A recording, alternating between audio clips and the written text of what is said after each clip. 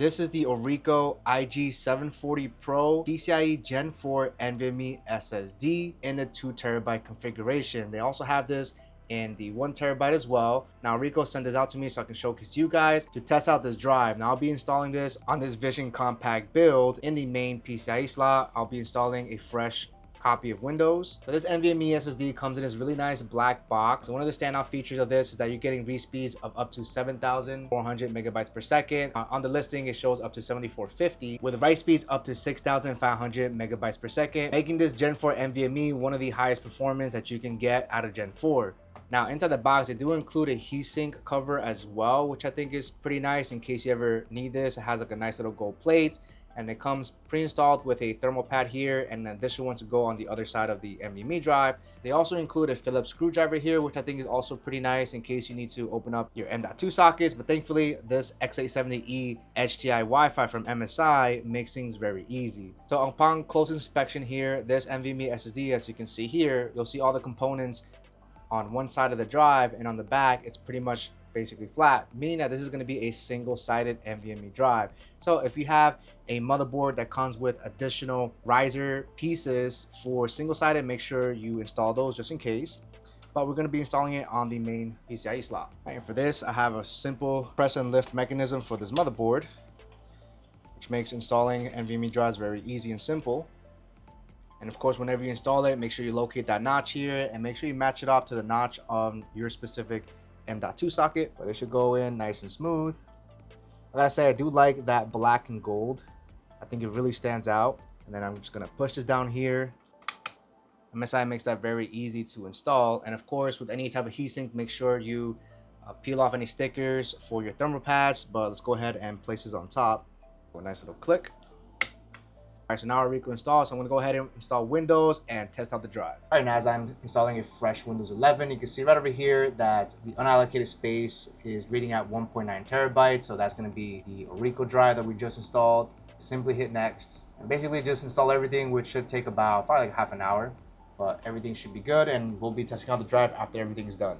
All right, so I have Windows booted up completely, and we have your standard Crystal disk mark benchmark over here, and also have hardware info 64 open as well, so we can see the ORICO drive over here. We have a current temperature of 42 degrees Celsius here, and we're going to run your basic 5 and 1 gig tests. I'm gonna go ahead and click on all and see what the results will be get.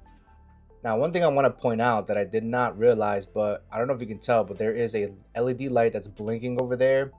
And so it looks like when the drive is being read, that will definitely flash. And that's going to depend on, of course, the size of your heatsink and where it's placed.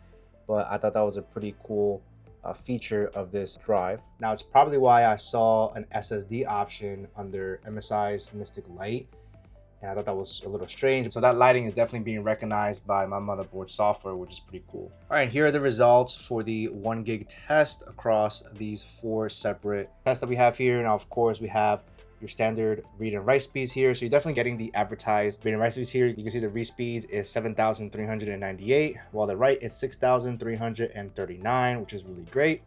And if we take a look at hardware info 64, during this whole test here, we have our current, minimum, and maximum on a third number, and the drive temperature throughout the whole test reached a peak of 48 degrees Celsius. And so for a Gen 4 drive, you're definitely getting some great performance there. Now, the final test that I want to do here is right on top here. I have a secondary NVMe drive here, and this game file here, Black Myth Wukong, is 134 gigs, and I'm just going to simply drag it directly to the ORICO, and we're just going to hit straight copy straight up and see what we get here. I'm going to click on more details, and we can see the transfer speeds here, about 3.3 gigabytes per second. So definitely going very fast. I want to see where it cuts off, and right about there is where it kind of cut down on speed, but it remained back. Really cool. Now what I'm going to do is I'm going to grab an even larger amount of files here. Let's copy these 2 files here, which should be 470 gigabytes in total. Let's see what we get here. I'm gonna move this more over here. All right, so it looks like right about here is when the speed starts to slow down, and I want to say it took almost 200 gigabytes of data, but as you can see, it's going back up again. And the current temperature of our drive that we have right now is 47 degrees is current. All right, so looking like we're at the home stretch here. We have about 5 seconds left for almost 450 gigabytes of data that's being transferred, and that went very, very smooth. And as you can see here, still the maximum temperature is 48 degrees Celsius.